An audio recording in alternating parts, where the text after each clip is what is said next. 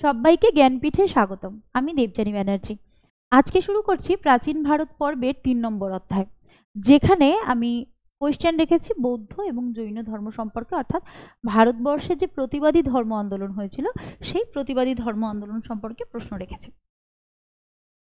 তো এরকমভাবে পরপর আমার সিরিজ চলতে থাকবে এবং এই কোয়েশ্চেনগুলো সিজিএল, সিএইচএসএল, এমটিএস এর জন্য যেমন ইম্পর্টেন্ট, ঠিক তেমনই এসএলএসটি এর জন্য ইম্পর্টেন্ট। তো চলো কোয়েশ্চেনগুলো দেখতে থাকো। একদম প্রথমেই দেখো প্রশ্ন রয়েছে, গৌতম বুদ্ধের বাণীর প্রথম প্রচারকে বলা হচ্ছে কি? এ মহাবিনিষ্ক্রমণ, বি ধর্মচক্র প্রবর্তন, সি ধর্মঘোষ, ডি মহাপরিনির্বাণ। গৌতম বুদ্ধের প্রথম বাণী প্রচারকে বলা হচ্ছে অপশন বি ধর্মচক্র প্রবর্তন। তাহলে বাণীর প্রচারকে বলা হচ্ছে ধর্মচক্র প্রবর্তন। ঠিক আছে, এই যে মহাবিনিষ্ক্রমণ, এইটা কি? মহাবিনিষ্ক্রমণ হচ্ছে গৌতম বুদ্ধের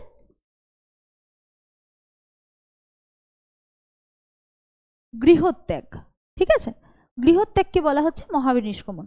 ধর্মঘোষ কি? ধর্মঘোষ হচ্ছে অশোকের একটি নীতি, যেখানে তিনি কিন্তু তার যুদ্ধনীতি থেকে সরে এসে তিনি ধর্মনীতিতে এসেছিলেন। তাহলে ধর্মঘোষ হচ্ছে অশোকের নীতি। আচ্ছা, আর মহাপরিনির্বাণ হচ্ছে বুদ্ধের মৃত্যুকে বলা হয়। ঠিক আছে,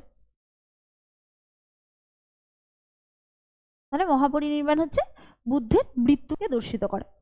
পরের প্রশ্নে চলে যাই। বৌদ্ধ গ্রন্থ থেরিগাথা ভিকুনিস বিরচিত কবিতার সংকলন, অর্থাৎ থেরিগাথা যেটি হচ্ছে একটি কবিতার সংকলন, সেটি কিসের অংশ বিশেষ? A Vinaya Pitaka, B Mahavamsa, C Divyamsha, D Sutta Pitaka. বৌদ্ধ গ্রন্থ থেরিগাথা কিসের অংশ বিশেষ? এটির উত্তর হবে অপশন ডি সুত্ত পিটক। ঠিক আছে, তো সুত্ত পিটকের মধ্যে কি কি রয়েছে সেটা একটু বলি। সেটা হচ্ছে যে সুত্ত পিটকের মধ্যে কতগুলো নিকয় রয়েছে, 5টি নিকয় রয়েছে। কি কি? অঙ্গুত্তর নিকয়, ক্ষুদ্রক নিকয়, দীঘ নিকয়, মধ্যম নিকয় এবং সংযুক্ত নিকয়। এই 5টি নিকয় নিয়ে তোমার সুত্ত পিটক রচিত রয়েছে। ঠিক আছে, তো চলো এর পরের প্রশ্নে চলে যাই। 3 নম্বর প্রশ্ন, কার্তিক মাসের কততম দিবসে জ্ঞান পঞ্চমী পালন করা হয়? এ নবম, বি তৃতীয়, সি পঞ্চম, ডি প্রথম। কার্তিক মাসের কততম দিবসে জ্ঞান পঞ্চমী পালন করা হয়? এটা একদমই সহজ প্রশ্ন, এটির উত্তর হবে পঞ্চম। ঠিক আছে, এবং এই যে জ্ঞান পঞ্চমী, এটা কিন্তু একটি জৈনদের খুবই পবিত্র আর কি তিথি। ঠিক আছে, তাহলে জ্ঞান পঞ্চমী কিসের সঙ্গে যুক্ত? জৈনদের সঙ্গে। ঠিক আছে, চলো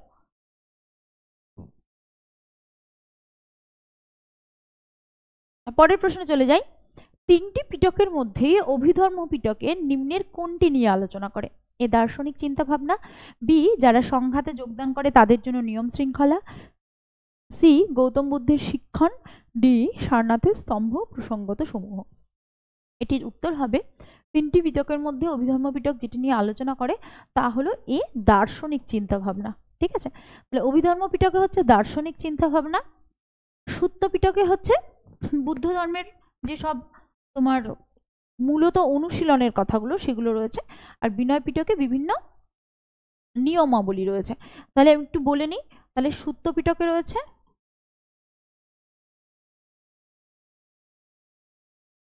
বিনয় পিটকে রয়েছে নিয়মাবলী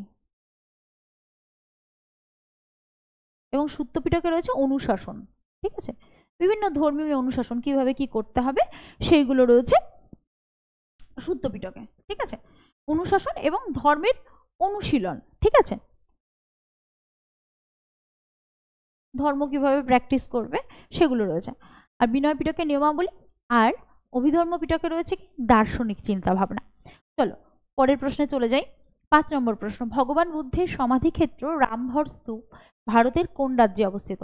এ Himachal Pradesh, B Bihar, C Madhya Pradesh, D Uttar Pradesh. ভগবান বুদ্ধের সমাধিক্ষেত্র রামভর স্তূপ রয়েছে উত্তরপ্রদেশে।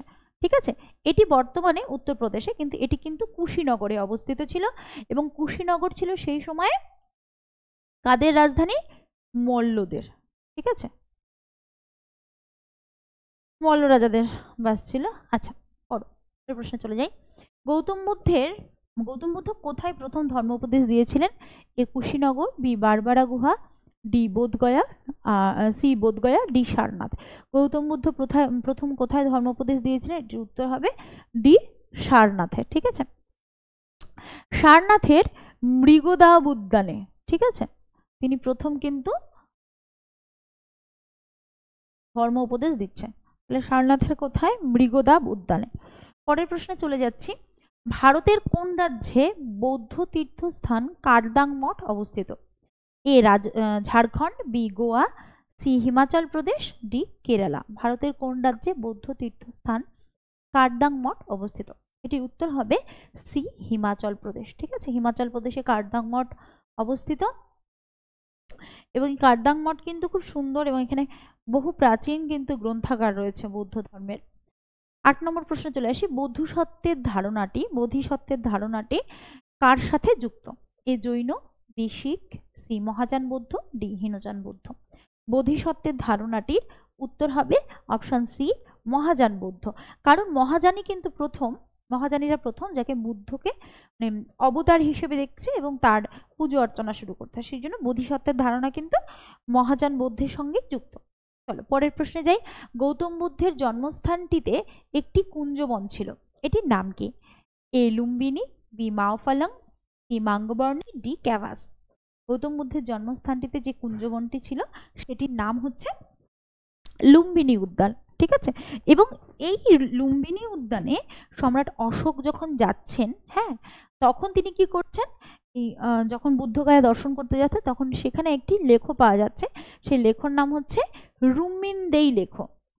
ঠিক আছে, কি লেখো? রুমিনদেই লেখ। এবং এই রুমিনদেই লেখ থেকে জানা যায় এই যেহেতু বুদ্ধের জন্মস্থান ছিল এটা, এই রুমিনদেই লেখতে এই ওখানকার যে ভূমি রাজস্ব ছিল সেটা 1/6 থেকে কমিয়ে, সেখানকার ভূমি রাজস্ব কি করেছিল? 1/6 থেকে কমিয়ে 1/8 করে দেওয়া হয়েছিল, মানে 8 ভাগের 1 ভাগ ভূমি রাজস্ব করে দেওয়া হয়েছিল। কে করেছিল? সম্রাট অশোক। চলো পরের প্রশ্নে চলে যাই।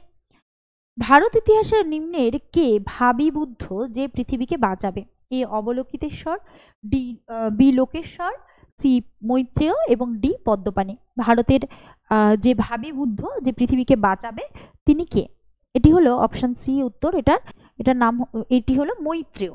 ঠিক আছে, মৈত্রেয় যিনি ভারতের মানে নিম্নের ভাবী বুদ্ধ যিনি ভারতকে বাঁচাবেন, এবং বৌদ্ধদের মধ্যে এটি হচ্ছে মৈত্রেয়। আর আমরা সকলেই জানি যে সনাতন ধর্মে এটি হলো কি, যে আমাদের ভারতবর্ষকে বাঁচাবে তিনি হলেন কল্কি অবতার। ঠিক আছে, বিষ্ণুর যে অবতার আছে সেই অবতারের মধ্যে কল্কি অবতার হচ্ছে যিনি আগামীকালের ভারতকে বাঁচাবেন। চলো পরের প্রশ্নে যাই। মহাবীর জৈনের কোথায় মৃত্যু হয়? এ বৈশালী, বি পাবা, সি লুম্বিনী, ডি কাশ্মীর। মহাবীর জৈনের কোথায় মৃত্যু হয়? এটির উত্তর হবে বি পাওয়াপুরী। ঠিক আছে, চলো পরের প্রশ্নে যাই। 12 নম্বর প্রশ্ন। জাতকের গল্পগুলি কোন ভাষায় লেখা? এ সংস্কৃত, বি পালি, সি প্রাকৃত, ডি বৈদিক। জাতকের গল্পগুলি কোন ভাষায় লেখা? এটির উত্তর হবে বি পালি ভাষা। জাতকের গল্পগুলোতে মূলত কি রয়েছে? জাতকের গল্পগুলোতে মূলত রয়েছে বুদ্ধের পূর্বজন্মের ইতিহাস। ঠিক আছে, হ্যাঁ, প্রায় 500 থেকে 550 গল্প রয়েছে সেখানে। আচ্ছা, কাশ্মীরে কততম বৌদ্ধ সঙ্গীতি অনুষ্ঠিত হয়? এ প্রথম, বি দ্বিতীয়, সি তৃতীয়, ডি চতুর্থ। কাশ্মীরে কততম বৌদ্ধ সঙ্গীতি অনুষ্ঠিত হয়? সেটি হলো চতুর্থ বৌদ্ধ সঙ্গীতি অনুষ্ঠিত হয় কাশ্মীরে মতান্তরে জলন্ধরে। ঠিক আছে, তাহলে প্রথমটা হচ্ছে রাজগৃহ, দ্বিতীয়টা হচ্ছে বৈশালী, তৃতীয়টা হচ্ছে পাটলিপুত্র এবং চতুর্থটা হচ্ছে কাশ্মীর। ঠিক আছে, প্রথমটা কততে হচ্ছে? 486 বিসিতে, দ্বিতীয়টা কততে হচ্ছে? 386 বিসিতে, ঠিক তার 100 বছর পর। ঠিক আছে, আর তৃতীয়টা হচ্ছে 251 বিসিতে এবং চতুর্থটা হচ্ছে 1st সেঞ্চুরি এডিতে। ঠিক আছে, কে কে করছে? প্রথমটা হচ্ছে রাজগৃহতে হচ্ছে কার আমলে? অজাত শত্রু, তাই না? দ্বিতীয়টা হচ্ছে বৈশালীতে কালাশোকের সময়, তারপরে হচ্ছে অশোকের সময়, এবং তারপরে হচ্ছে কনিষ্কের সময়। ঠিক আছে, এর মধ্যে অশোক হচ্ছে হীনযান এবং কনিষ্ক হচ্ছে কি? মহাযান। পরের প্রশ্নে চলে যাই। অমোঘবর্ষ রচিত রত্নমালিকা কি গ্রন্থ? এ বৌদ্ধ, বি জৈন, সি আজীবিক, ডি চারবাক। অমোঘবর্ষ রচিত রত্নমালিকা হলো অপশন বি জৈন গ্রন্থ, যেটিকে কিন্তু রাজা অমোঘবর্ষ, ঠিক আছে, সেই অমোঘবর্ষ রাষ্ট্রকূট রাজা অমোঘবর্ষ তিনি লিখছেন, এবং এটি কিন্তু একটি জৈন গ্রন্থ। পুরো গ্রন্থের নাম হচ্ছে প্রশ্ন উত্তর রত্নমালিক। তাহলে পরের প্রশ্নে যাই। দ্বিতীয় বৌদ্ধ সঙ্গীতি কার আমলে হয়? A Bimbisara, B Kalashoka, C Bindusara, D Ashoka. এটির উত্তর হবে বি কালাশোক। ঠিক আছে, একটু আগেই তার এক্সপ্লেনেশন দিলাম। 16 নম্বর প্রশ্নে চলে এসেছি। কল্পসূত্রের রচয়িতাকে? A Sthulabhadra, B Bhadrabahu, C Vasubandhu, D Mahasthavir Yash. কল্পসূত্রের রচয়িতা কে? উত্তর হবে কল্পসূত্রের রচয়িতা হচ্ছে ভদ্রবাহু। পরের প্রশ্নে যাই। বুদ্ধ জন্মগ্রহণ করেন কত খ্রিস্টপূর্বাব্দে?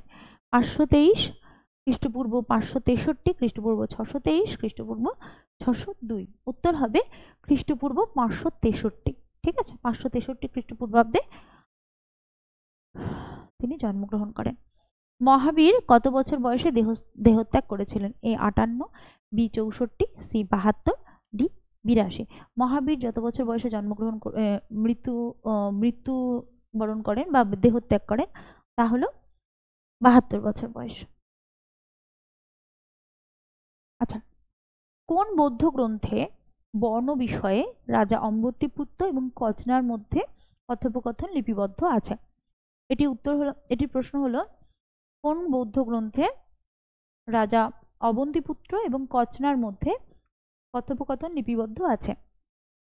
এ মধ্যম নিকায়, বি সম্মুত্ত নিকায়, ডি সি অঙ্গুত্তর নিকায়, এবং ডি হচ্ছে অম্বত্যা সূত্র। ঠিক আছে, তো এটির উত্তর হলো অপশন ডি অম্বত্যা সূত্র। এই অম্বত্যা সূত্র না দীঘ নিকায়ের একটি অংশ। ঠিক আছে, পরের প্রশ্ন যাই।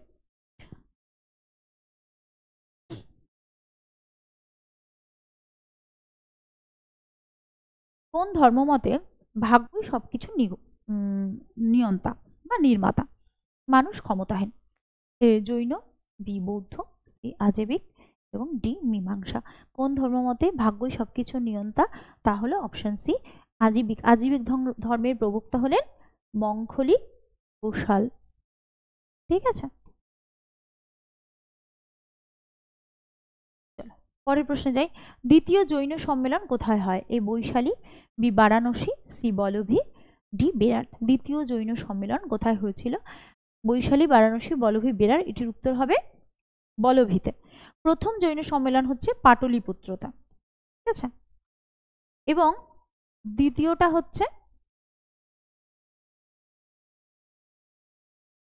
হচ্ছে বলভীতে। ঠিক আছে,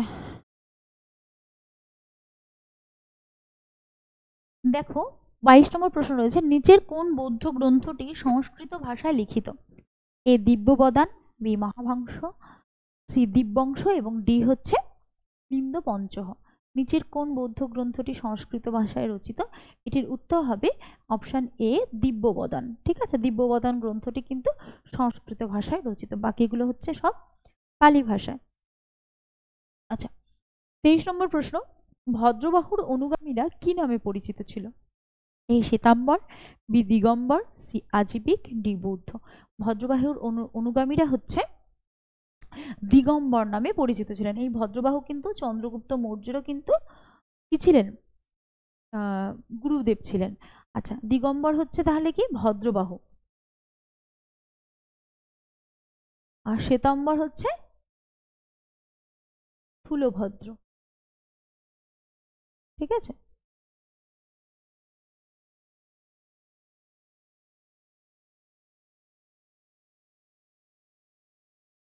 স্থূলভদ্র, ঠিক আছে, স্থূলভদ্র, আর এই হচ্ছে ভদ্রবাহু।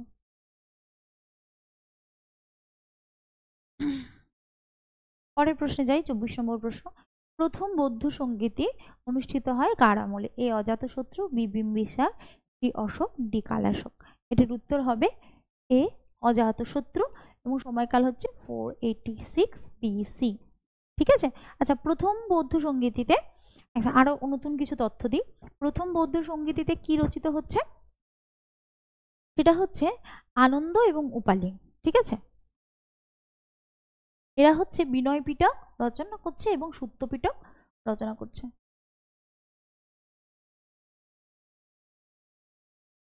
উপালি হচ্ছে বিনয় পিটক এবং আনন্দ হচ্ছে সুত্ত পিটক। হ্যাঁ, তারপরে দ্বিতীয় বৌদ্ধ সঙ্গীতিতে হচ্ছে প্রথমটাতে, প্রথম বৌদ্ধ সঙ্গীতিতে এটা হচ্ছে। দ্বিতীয়তে কি হচ্ছে? দ্বিতীয়তে হচ্ছে থেরবাদী এবং মহাসাঙ্গিক, তারা আলাদা হয়ে যাচ্ছে।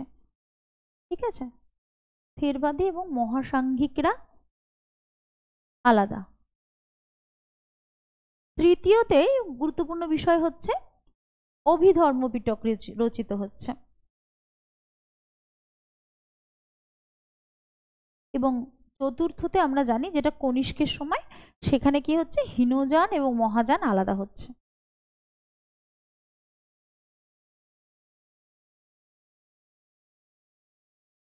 তাহলে আরেকবার একটু বলি, প্রথমটাই হচ্ছে গুরুত্বপূর্ণ হচ্ছে আনন্দ এবং উপালি দুজনে সুত্ত পিটক বিনয় পিটক রচনা করছে। দ্বিতীয় বৌদ্ধ সঙ্গীতিতে হচ্ছে থেরবাদী এবং মহাসঙ্গিক আলাদা হচ্ছে। তৃতীয় বৌদ্ধ সঙ্গীতিতে হচ্ছে অভিধর্ম পিটক রচিত হচ্ছে এবং চতুর্থ বৌদ্ধ সঙ্গীতিতে হচ্ছে হীনযান এবং মহাযান আলাদা হয়ে যাচ্ছে। চলো পরের প্রশ্নে যাই। মহাযান বৌদ্ধ ধর্মে বোধিসত্ত্ব অবলোকিতেশ্বর নামে পরিচিত এই বজ্রপাণি, বি মঞ্জুশ্রী, সি পদ্মপাণি এবং ডি মৈত্রেয়।